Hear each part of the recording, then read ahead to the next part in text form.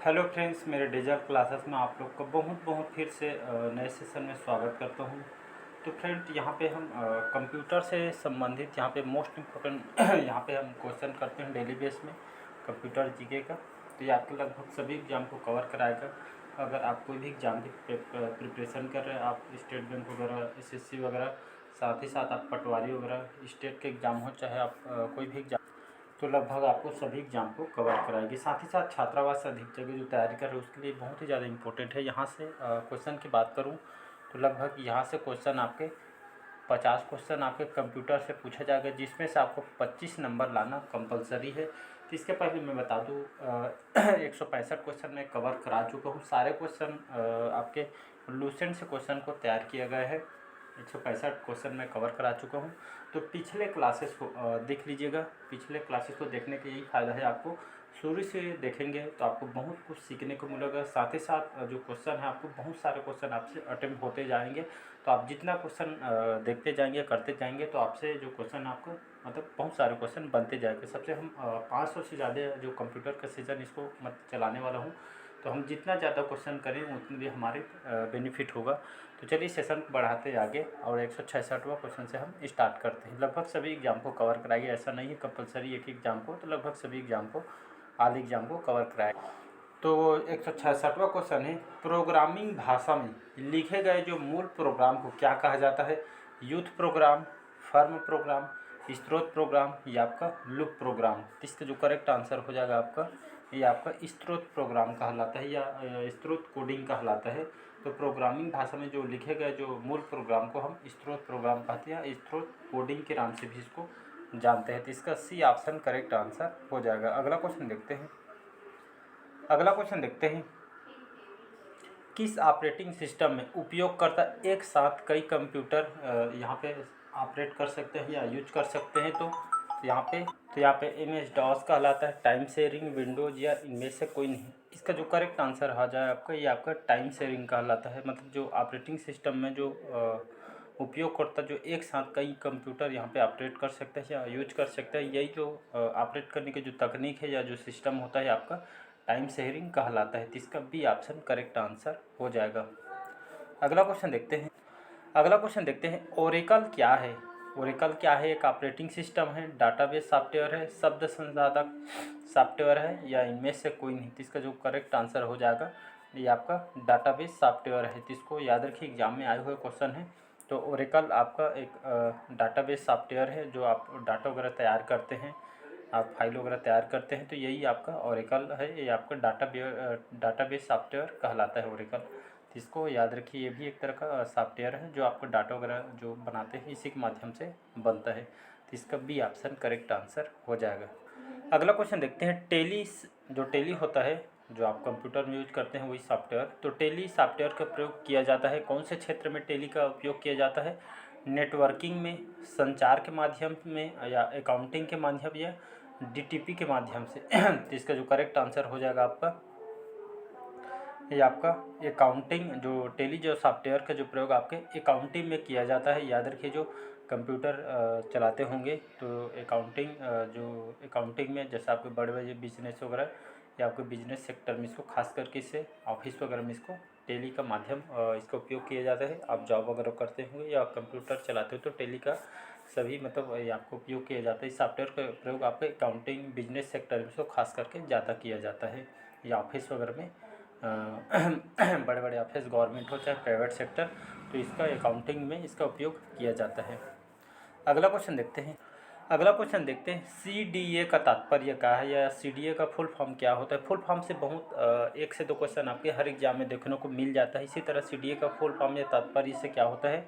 तो computer algorithm for design होता है इसका फुल फॉर्म, या कंप्यूटर एडेड डिज़ाइन होता है, या कंप्यूटर एप्लीकेशन इन डिज़ाइन होता है, या डी है ये सभी? इसका करेक्ट आंसर हो जाएगा। तो इसका जो करेक्ट आंसर हो जाएगा, CDA का तात्पर्य या CDA का जो फुल फॉर्म आपका कंप्यूटर एडेड डिज़ाइन, तो ये इसका फुल फॉर्म होता है। इसको याद रखिएगा। जैसे आपका CPU का फुल फॉर्म पूछ देता है, अक्सर इसका रिपीट किया जाए। CPU का आपका सेंट्रल प्रोसेसिंग यूनिट इसका फुल फॉर्म होता है। तो बहुत बार ये आपका एग्जाम में क्वेश्चन पूछा गया है। तो IMP है। एक दिन मैं आपके लिए फुल फॉर्म से जितने भी इम्पोर्टेंट क्वेश्चन बनते हैं रिपीट हुए उसको मैं लेकर आऊँगा, ताकि कोई भी क्वेश्चन हमसे ना छूटे, इसलिए इसको लेके मैं आऊँगा। अगला क्वेश्चन देखते हैं, रिज्यूम बनाने के लिए किस सॉफ्टवेयर का उपयोग किया जाता है। ये भी आपके एग्जाम में क्वेश्चन पूछा गया है। तो आपका पेज मेकर में, MS वर्ड में, जावा में, या डी है ए और बी दोनों में। इसका जो करेक्ट आंसर हो जाएगा आपका पेज मेकर और MS वर्ड, याद रखिएगा। तो रिज्यूम जो आप बायोडाटा, चाहे ऑफिस वगैरह में जो कहीं भी जॉब के लिए रिज्यूम तैयार करवाते हैं, या बायोडाटा उसको आम भाषा में कहें तो बायोडाटा या रिज्यूम तैयार करवाते हैं, जो कंप्यूटर वाला होता है या खुद आप बनाते हैं। तो रिज्यूम बनाने के लिए आप इसको बायोडाटा रिज्यूम बनाने के लिए कौन से सॉफ्टवेयर का उपयोग किया जाता है। तो हम इसका पेज मेकर के सॉफ्टवेयर के माध्यम से हम रिज्यूम बायोडाटा बना सकते हैं।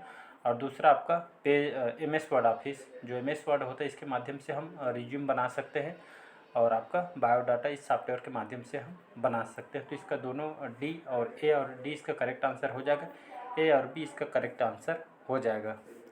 अगला क्वेश्चन देखते हैं, MS वर्ड ये आपका किसका एग्जाम्पल है, या MS वर्ड जो होता है आपका किसका उदाहरण है। तो ये आपका एप्लीकेशन सॉफ्टवेयर है, ऑपरेटिंग सिस्टम है, या कंपाइलर है, या आपका रनिंग प्रोग्राम। तो इसका जो करेक्ट आंसर हो जाएगा, तो आपका जो MS वर्ड है आपका किसका उदाहरण है, या आपके एप्लीकेशन सॉफ्टवेयर का एग्जाम्पल है। तो ये आपका MS वर्ड जो है आपका एप्लीकेशन सॉफ्टवेयर है, जो आपका यहाँ पे जो MS वर्ड है इसका उपयोग कहाँ कहाँ पे होता है। तो आपका MS वर्ड का उपयोग हम डॉक्यूमेंट बनाने में उपयोग करते हैं, टाइपिंग वगैरह करते हैं, चाहे मतलब आप ऑफिस वगैरह में, मतलब MS वर्ड जो है पे बहुत सारे, मतलब आप लगभग देखें तो लगभग 80% हर सेक्टर में MS वर्ड बहुत काम आता है। ऑफिस में, चाहे आपको कहीं भी टाइपिंग वगैरह एप्लीकेशन में आप चाहें आवेदन पत्र वगैरह जो ऑफिस पर भी, मतलब सभी फील्ड में इसका उपयोग MS वर्ड का उपयोग किया जाता है। तो ये आपका किसका एग्जाम्पल है, तो आपके एप्लीकेशन सॉफ्टवेयर का आपका एग्जाम्पल है। अगला क्वेश्चन देखते हैं, किसी प्रोग्राम के मानव द्वारा पठनीय वर्जन को क्या कहा जाता है। Program code, source code, human code, या आपका सिस्टम कोड। तो इसका जो करेक्ट आंसर हो जाएगा आपका प्रोग्राम कोड कहलाता है। तो जो प्रोग्राम कोड होता है इसके द्वारा जो मानव के द्वारा जो पठनीय वर्जन को, या जो पढ़ने के जो आजकल कोडिंग पढ़ाया जा रहा है, देखे होंगे कहीं पे यूट्यूब में, या चाहे कहीं आप पेपर वगैरह पढ़ते होंगे, तो कोडिंग सीखने के लिए यहाँ आइए ऐसे करके। तो यही आपका प्रोग्रामिंग कोडिंग का जो सिखाया जाता है बच्चों को। तो ये आपके मानव द्वारा जो पठनीय मतलब पढ़ने के लिए खास करके इसको प्रोग्रामिंग कोड को इसमें बच्चों को पढ़ाया और सिखाया जाता है। तो यही आपका प्रोग्राम कोड कहलाता है। इसका ए ऑप्शन करेक्ट आंसर हो जाएगा। अगला क्वेश्चन देखते हैं, एक बार में एक स्टेटमेंट को कन्वर्ट और एग्जीक्यूट करता है आपका इंटरप्रिटर के माध्यम से, कंपाइलर के माध्यम से, कन्वर्टर के माध्यम से, या आपका इंस्ट्रक्शन के माध्यम से। इसका जो करेक्ट आंसर हो जाएगा इंटरप्रिटर, याद रखिएगा। तो एक बार में एक स्टेटमेंट को कन्वर्ट और आपके एग्जीक्यूट करता है, यही आपका जो प्रक्रिया आपका इंटरप्रिटर कहलाता है। ये भी आपके एग्जाम में आया हुआ क्वेश्चन है, जिसको याद रखिएगा। जितना भी क्वेश्चन तैयार किसी न किसी एग्जाम में क्वेश्चन पूछा गया है, तो लगभग सभी एग्जाम में आए हुए क्वेश्चन है। अगला क्वेश्चन देखते हैं, पहले से चल रहे कंप्यूटर को रीस्टार्ट करना क्या कहलाता है। देख रहे होंगे जो कंप्यूटर जो यूज कर रहे थे पहले से मतलब जैसे आप यूज कर रहे हैं, तो फिर से उसको स्टार्ट करना क्या कहलाता है। या आपका बूटिंग कहलाता है, रीस्टार्टिंग, या आपका रीबूटिंग, या आपका सेकंड स्टार्टिंग कहलाता है। तो यह जो प्रक्रिया ये आपका रीबूटिंग कहलाता है, इसको याद रखिएगा। सी ऑप्शन करेक्ट आंसर हो। जैसे जैसे आप कोई कंप्यूटर यूज कर रहे हैं पहले से उसको फिर से रिस्टार्ट जो करना आपका रीबूटिंग कहलाता है। जैसे बंद करके उसको चालू कर रहे हैं तो ये आपका बूटिंग कहलाता है, याद रखिएगा। बंद करके जैसे कंप्यूटर कोई बंद है उसको हम फिर से यूज करने के लिए स्टार्ट कर रहे हैं, तो ये आपका बूटिंग कहलाता है। और जैसे चलते चलते कंप्यूटर को रिस्टार्ट करना जैसे करते हैं, तो ये आपका रीबूटिंग कहलाता है। तो इसको दोनों को याद रखिएगा। अगला क्वेश्चन देखते हैं 176वां क्वेश्चन है हमारा, पोस्ट का पूरा नाम क्या है, या जो पोस्ट लिखा हुआ है इसका फुल फॉर्म क्या होता है। फुल फॉर्म से 1 से 2 क्वेश्चन आपके हर एग्जाम में देखने को मिल जाएगा। तो इसी तरह पोस्ट का हम फुल फॉर्म देखें तो प्रोग्राम ऑन सेल्फ टेस्ट होता है, या प्रोग्राम ऑन सिस्टम टेस्ट होता है, या पावर ऑन सेल्फ टेस्ट होता है, या पावर ऑन सिस्टम टेस्ट इसका फुल फॉर्म होता है। तो 176 का जो करेक्ट जो इसका आंसर हो जाएगा आपका सी ऑप्शन करेक्ट आंसर हो जाएगा। तो 176 का जो पोस्ट का फुल फॉर्म या इसका पूरा नाम आपका पावर ऑन सेल्फ टेस्ट, याद रखिएगा पावर ऑन सेल्फ टेस्ट इस पोस्ट का फुल फॉर्म या इसका पूरा नाम है। तो इसको सी ऑप्शन करेक्ट आंसर हो जाएगा। अगला क्वेश्चन देखते हैं, लाइनेक्स किस किस्म का सॉफ्टवेयर है? तो ओपन सोर्स, आपका प्राइप्रेटरी या आपका शेयरवेयर या आपका हिडन टाइप का है। तो इसका जो करेक्ट आंसर हो जाएगा आपका लाइनेक्स आपका किस किस्म या कौन किसका उदाहरण है या किस टाइप का सॉफ्टवेयर है? तो आपका ओपन सोर्स, याद रखिए ये आपके एग्जाम में आया हुआ क्वेश्चन है, ये एमपी है। तो लाइनेक्स जो लिनक्स है ये आपके किस किस्म का सॉफ्टवेयर है? तो आपका ओपन सोर्स सॉफ्टवेयर है। लिनक्स सॉफ्टवेयर आपका ओपन सोर्स सॉफ्टवेयर का एग्जाम्पल। अगला क्वेश्चन देखते हैं, ये भी आपके एग्जाम में आया हुआ क्वेश्चन है। जब एक कंप्यूटर में दो प्रोसेसर लगाए जाते हैं तो उसको क्या कहते हैं? या इसी जो प्रक्रिया को दो प्रोसेसर लगाए जाते हैं ये आपका क्या कहलाते हैं या क्या कहते हैं? तो पैरेलल प्रोसेसिंग कहलाता है, डबल प्रोसेसिंग कहलाता है, डुप्लीकेट प्रोसेसिंग कहलाता है या आपका सीक्वेंशियल प्रोसेसिंग कहलाता है। इसका जो करेक्ट आंसर हो जाएगा आपका ए ऑप्शन करेक्ट आंसर हो जाएगा। तो जब एक कंप्यूटर में, याद रखिए जो एक कंप्यूटर में अगर हम उसमें दो प्रोसेसर अगर लगाते हैं तो यह माध्यम या ये प्रोसेस क्या कहलाएगा? ये आपका पैरेलल प्रोसेसिंग कहलाता है। तो इसको याद रखिएगा, इंपॉर्टेंट क्वेश्चन है आपका। तो इसका ए ऑप्शन करेक्ट आंसर हो जाएगा। अगला क्वेश्चन देखते हैं, मेन फ्रेम या सुपर कंप्यूटर में एक्सेस के लिए जो यूजर अक्सर क्या उपयोग करते हैं?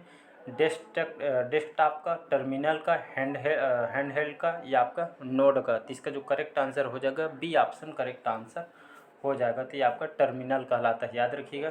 तो मेन फ्रेम या सुपर कंप्यूटर में जो एक्सेस करने के लिए जो यूजर किसका उपयोग करते हैं? तो आपके टर्मिनल का उपयोग करते हैं। तो इसका आपका बी ऑप्शन करेक्ट आंसर हो जाएगा।